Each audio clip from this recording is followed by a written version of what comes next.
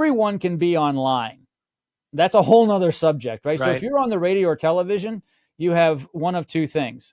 Either you're important and or you have money, Chip.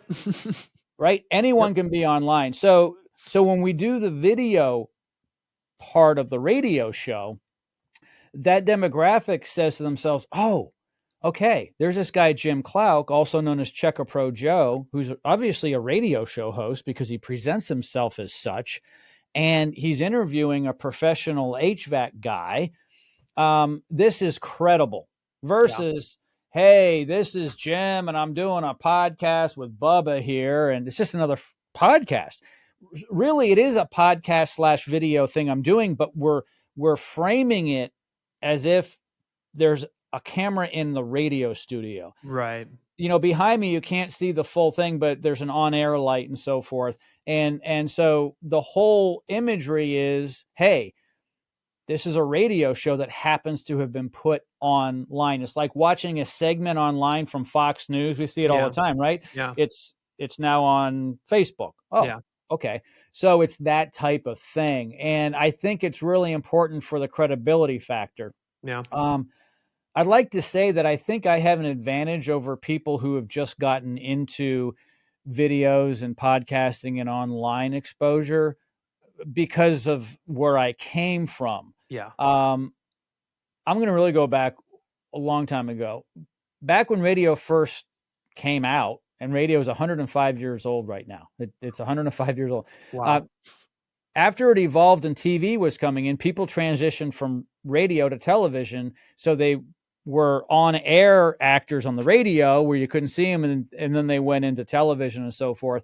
And it's kind of like that transition where I'm going from my broadcast career on radio where you couldn't see me, and now I'm going into online television. But to really answer your question, we frame it always as they're an expert. That contractor is an expert. We've asked them to come into the show. We put them on a pedestal and we say, thank you for coming in. I have a question that a listener has asked for you to answer. So now they're put on a pedestal. I'm just this guy who has this home improvement radio show, and that contractor is special. Also, back in 2005, I started a company called Checker Pro, where we check out all contractors before they're listed on our website. So they're all pre-qualified contractors. We've checked their insurance, licenses, and references, and I repeat that during the program. So the listener and viewer get a feel for, oh, this is a credible company. Yeah.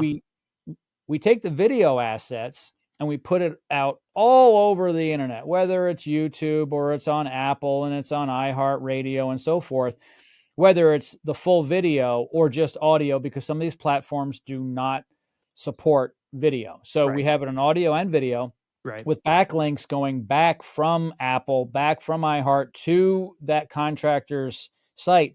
But also we have an embeddable player, a video player that they can put on the home page. So when people go to the electrician or the HVAC site, they'll see all of these videos, and we use a question system. So we always ask a question and then the contractor answers it. So for instance, the question could be, why should I have my HVAC system serviced twice a year? Why does my garage door sound like a freight train? These are frequently asked questions, and it's answered within 5 minutes on these short videos. Yeah.